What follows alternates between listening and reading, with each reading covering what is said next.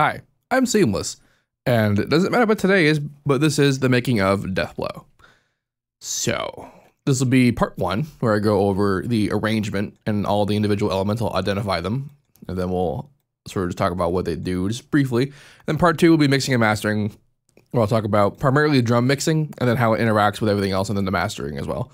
And then part 3 will be sound design, kind of like how I did, and by kind of I mean 100% like how I did Codename Hurricane. So if you haven't heard this track yet, I'll link you to the lyric video that Fixed made, because this was released by Fixed, because it's Celldweller's label, and this was a lot of fun. So this project file is called FMRM test, as you can see up here in the upper left. It's called that because this is the first time I ever made a bass in a track that utilized ring modulation to sort of give it space. I took one of my basic FM patches and I basically just screwed with it with an RM operator, as you can see here. That's what this sort of shape is. And if you follow any of my recent how to basses, it should be pretty familiar to you. But this is the first time I ever tried that, and I used it to make this vocoder bass. Yeah. So one thing else I want to talk about the vocoder. I routed it to a channel that has some reverb on it. That particular kind of reverb is the result of Valhalla Shimmer. It's very unique, very cool. But I also I'm using it as a main bass type, as a sort of a sub reinforcement, because in the Vocodex you can have the carrier leak through and then low pass it, and that's pretty much what I did. And as well, when the FM patch is modulated all the way down to where it's not FMing, it's just a sine wave. So that means that I can basically just turn this down, because this is the X modifier. Actually, well, this is the X modifier, and then it's down, and then when it's down, it's just a sine wave.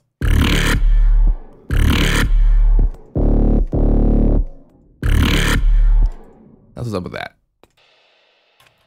What's funny about this next bass, that guy, is that it was an attempt at me of making a very simple FM patch that I figured out later, but the way I went about it ended up being really dumb.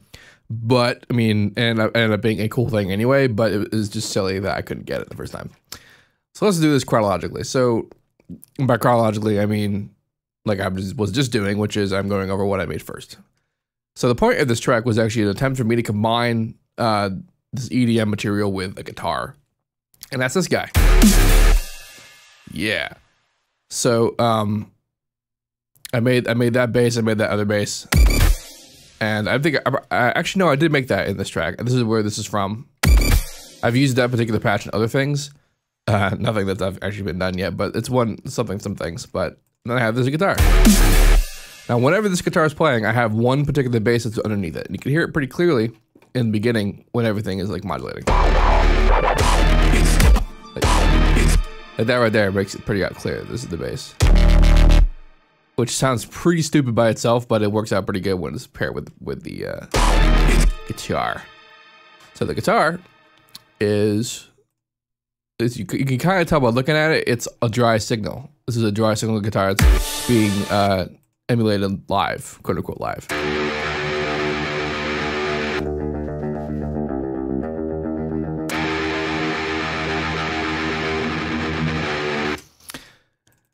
Here's my Edison where I recorded the dry guitar, which I can delete because I don't need to have a file in there. And then it's being limited, EQ'd before distortion, and then it's being distorted by this plugin. This is a Poolin plugin. Poolin. You can just Google Poolin and you'll find a blog, and then he has all his plugins. This is free. This is a free distortion plugin. He's got a whole bunch of other ones, and they're all really good.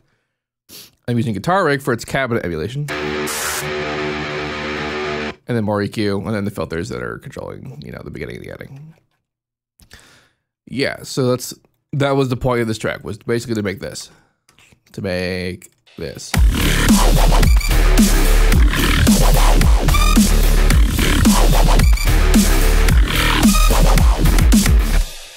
That's what I made first. And this was the point of everything. And this was the first time I ever managed to actually successfully combine guitar and EDM in a way that didn't suck. Like every time I'd ever tried it in the past, it always was just resulted in failure. It was all really bad. Anyway, in terms of what I'm using for the drums, just sample wise, I'm using a bass drum. This is a plugin in FL Studio that creates bass drums. It's very cool. It's a synthy thing. It's also got samples involved, and I am layering that with a top kick, which I got from the Crispy Dinner Pack, which someone gave to me, I don't know where that's from, but I'm sure if you look that up, you're probably familiar with that more than I am because I'm not really big on sample packs. As well, the snare is from Badass Snares Volume 1. That's what that is. I, of course, heavily, edited it, but that's something I'll talk about in the next part. Then there's hats, and they got that same sort of shimmer reverb on it, and it's being sidechained in the mix and all that good stuff. And then I'm also using Superior Drummer as a separate layer to give it a more realistic feel.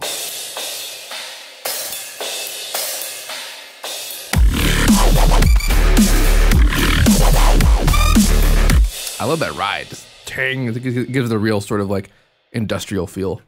I dig it. So I made that, and then I made the intro.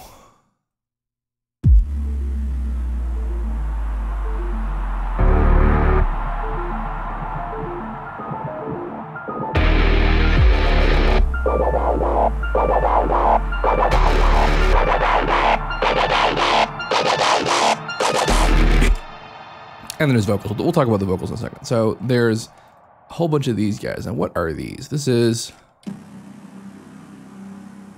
a sample that I loaded into a Harmor, and I'm using it SFX Big Tom. I think that's actually in here.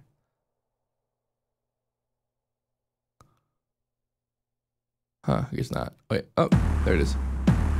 So that was the sound. I loaded it in here, and I put reverb on it, and I'm pretty sure I put shimmer on it as well. Yep.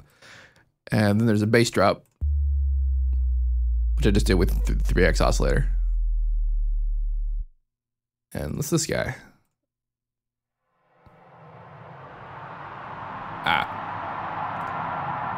This was also in the SFX folder.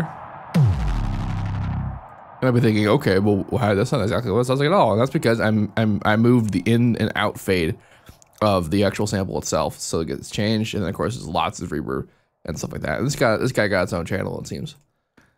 So those all three play together at once with a kick. And you can tell it's actually being sidechained, or it's actually being filtered. Yeah. And it stays filtered for kind of a while. Basically until it gets here. And then I filter it again, I believe, in here. Yeah. 1, 2, 3, let's go. Me, you and the crew deliver a Deathblow. That's a lot of fun. So this was actually one of the more complete intros I've ever done. Like it actually introduces like the main part of the track, and like it has like this sort of like intro drop kind of basic thing. This is also where Clayton decided to put vocals. So the way the vocals worked was that I made this track. I basically made the entire thing, and then I sent it off to Clay, and then he recorded these vocals. Now I explained this a bit on the Celldweller live stream, which if you haven't seen that, you should go find it. And basically what this is he gave me a completed, like, it says over here, all vocals, but he gave me a lot more than that. He gave me the stems, he gave me like individual bits, like the vocoding versus the real one together, all like the effect sounds and all that stuff. He gave me all of those like separately. And I'm thinking, yeah, cool, this gives me the opportunity to do all kinds of like neat edits and make it really fit and do kind of good stuff. But the vocal he made was just perfect. It was like 100% what I wanted. And it like flowed, it went, and I really could not see a thing I could do to it. I did some effects, you know,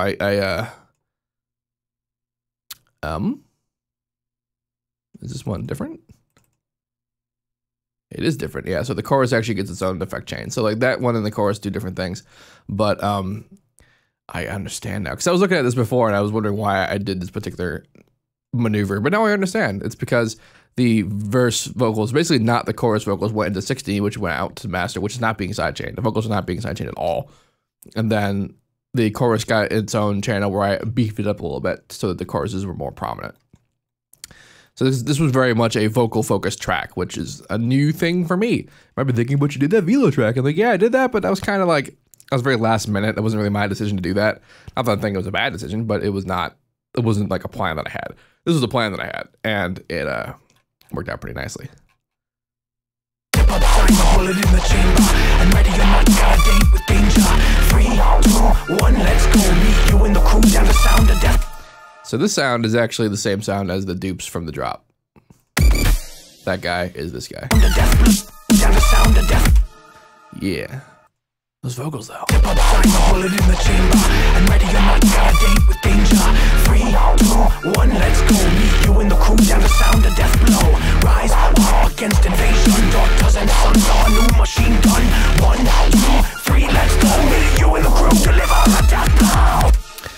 So the sort of Skrillexy bass happens there. It is filtered in and out.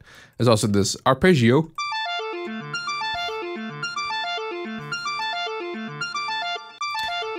This guy's fun because it goes down, which is not something I do often. And then this guy is the same thing in the drop that has its speed modulated.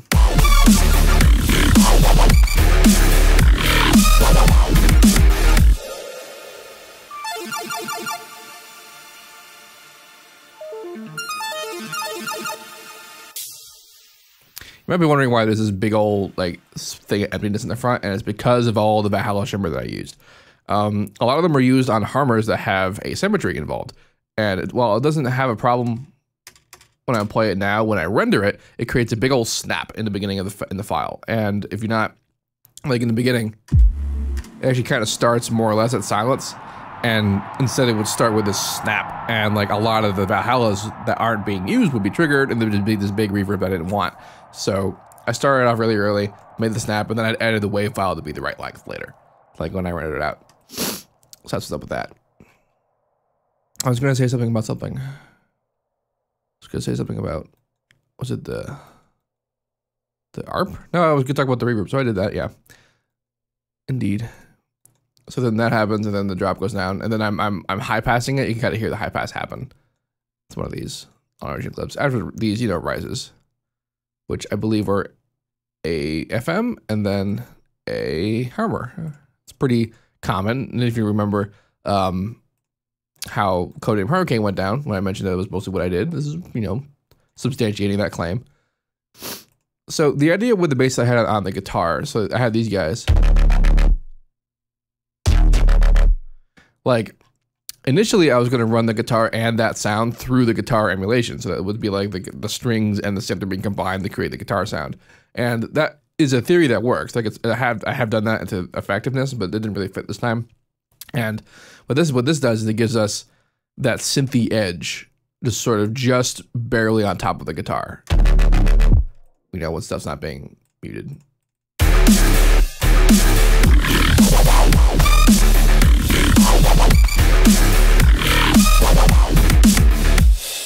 That's a lot of fun. So the drops are pretty uneventful. So, okay, I remember what I want to talk about. So this track, there were two big inspirations about what I was looking at for terms of reference for this track. The first one was Skrillex's Syndicate track. That's a pretty big one. Because also, before I made this track, I had made a lot of 110 this style tracks. And that was a pretty big one. Like, I looked at Bangarang, and like it wasn't really relevant to what I was doing. And so the Syndicate track was a pretty good one. And I've actually mentioned it before about how I look at things in terms of mastering, and the Syndicate was a good sort of high dynamic range sort of master, which as you can see, it's not really what happened, but that there's reasons for that, and I'll talk about that in the mixing and mastering one. And the other one was the Korn and Skrillex and Kill the Noise collaboration. Like a lot of the stuff that happened in there was a pretty big part of how I looked at how the mixing should have gone down for this particular thing. And of course I went my own way about it, but like those are my like reference baselines for that kind of stuff. Yeah.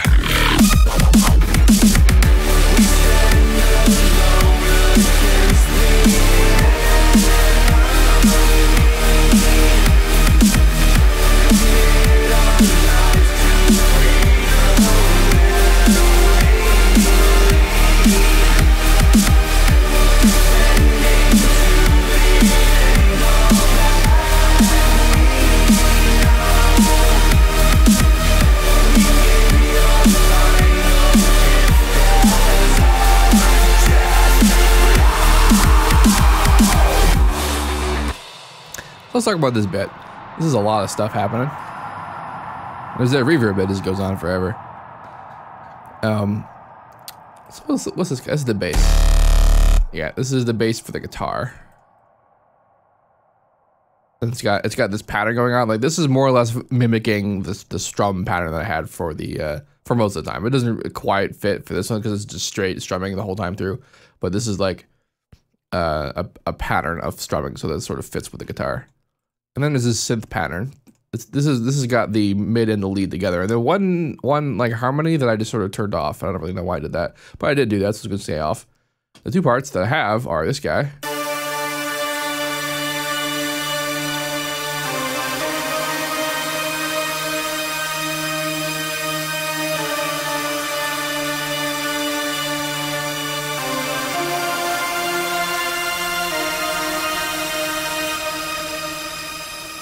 There's Valhalla doing his thing again. And then here's the lead.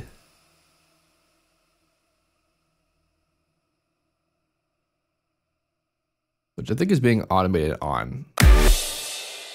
Yeah.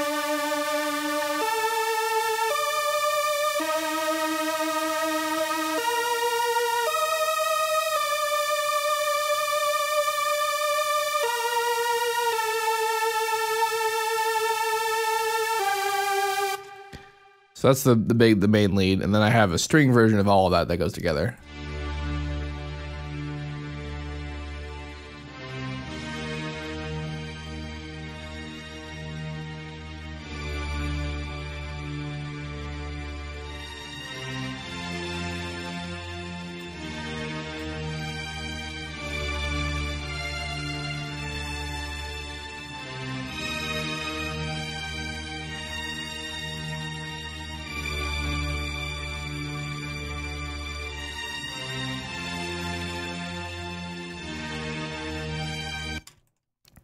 That was a sort of cheaty one because I used one of the large string ensembles inside East West, which combines, you know, all the string sections. So when you just play all the notes, it plays all the, you know, parts. And because I knew that this would be very, very much in the background of all the rest of the stuff, so I didn't want to go too ham on like breaking out all the individual like key switches and stuff because I wasn't going to use that. I wasn't going to use all that. And yeah, so all them parts together,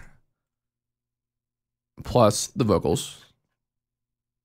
We stand alone against the end.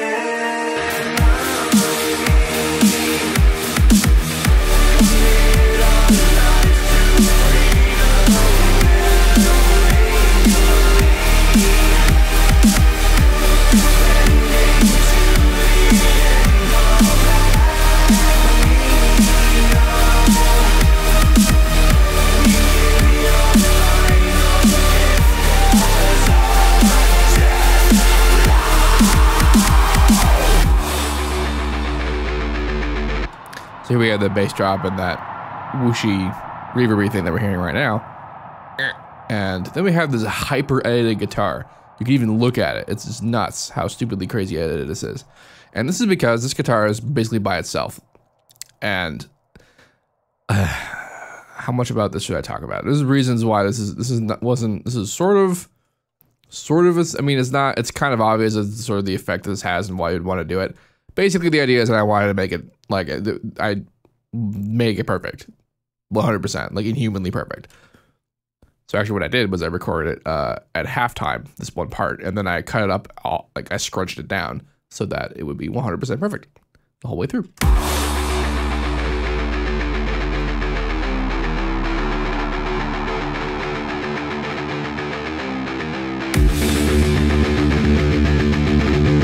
In case you missed it, there's two guitar parts because I multi-track it. So one's left and one's right. And that's how that the really big sort of guitar sound happens.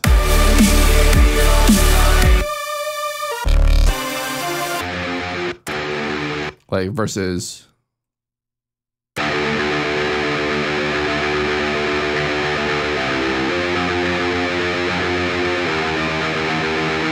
that's one guitar pan center.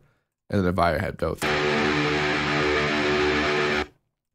So you need to have two takes for this kind of thing. Like if you're in the middle at all, this is something you're familiar with. But if you're not into doing guitars, and this is sort of news to you, you do this kind of thing because even if you do like clone it and then do some differences left and right and like in the effects, it's still gonna sound like the same guitar twice because it is. So if you do multiple takes of the same one, even if you're playing the same thing and you line it perfectly in time, like even like this is a good example of that happening. Even if it's 100% on point, it's still going to be different in each side, and evenly different, which is important because it doesn't hang on one side or another. Like it doesn't like lean one way or another. It's just there. It's very wide, very stereo. Sometimes metal musicians like the quad track, you know, to even make it even bigger and wider, which requires even more perfection in terms of timing, which is very difficult in the world of metal for some of the more technical bands. But yeah, so that's why that happens.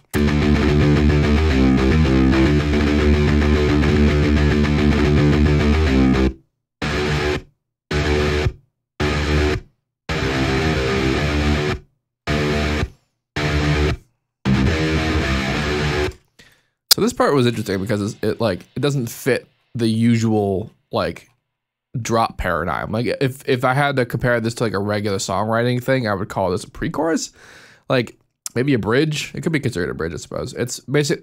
I mean, this whole part could be considered a bridge. This is kind of like we're replacing the idea of the break and rise with a bridge. So like in the beginning, we had like the break and the rise. It could be considered the break and rise being the same thing. And then we have the chorus. We got a break for something, so we break. And like it didn't feel right to go out of having guitar. Like it felt right. It felt like I needed to have like the guitar still there after that big ass chorus, it's full of guitar. And then I wanted to go into this next part. Like I think what was happening is I actually wanted to make this the second drop, like kind of like how I did Bass Antics, where the beginning of the second drop was it was different, but then I went into the main drop. It's kind of what I wanted to do, but it didn't feel right to extend this to be the length of an entire like half of a drop. So that I turned this to sort of like rise basically, or like a break or a bridge or whatever you want to call it. It's a different segment, and arrangement wise, this ended up making all the difference.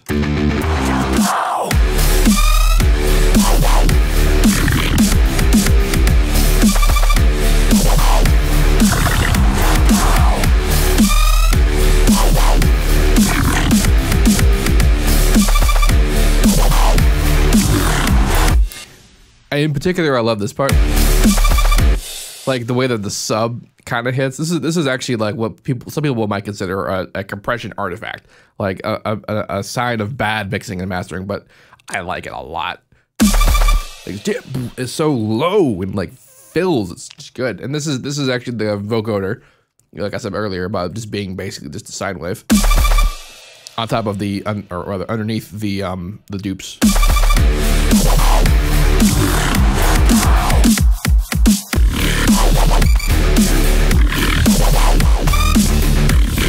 We get the drop again, we get the chorus again. Not a lot different in either of them.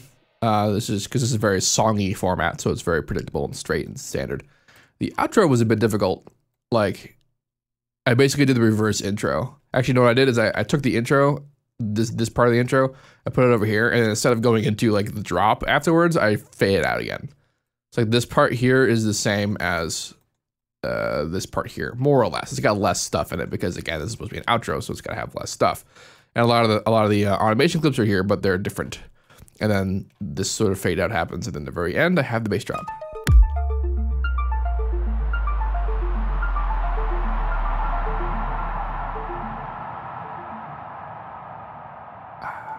Yeah.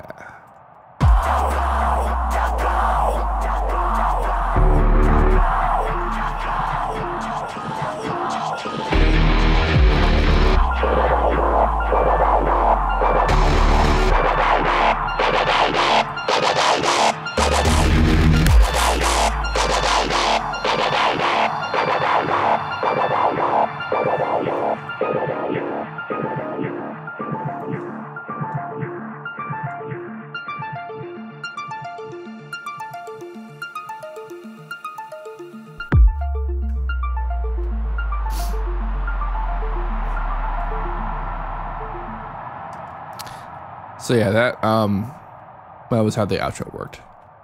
Is there any main element that I missed in this whole thing? There's not nearly as much happening in this track as there is in Codename Hurricane, but there's still important stuff. The vocals are a pretty big part of it. I mean, a lot of the mixing and mastering part is going to be considering. It's going to be about the drums and the vocals, pretty much, and then the sound design will be about all the synths and stuff like that. But no, that's pretty much it. There's these two-ish main basses, the dupes, and the guitar. And then I guess the third main bass was the guitar bass. There's a guitar bass. I'd considered using real bass on this, but it didn't sound EDM enough when I did.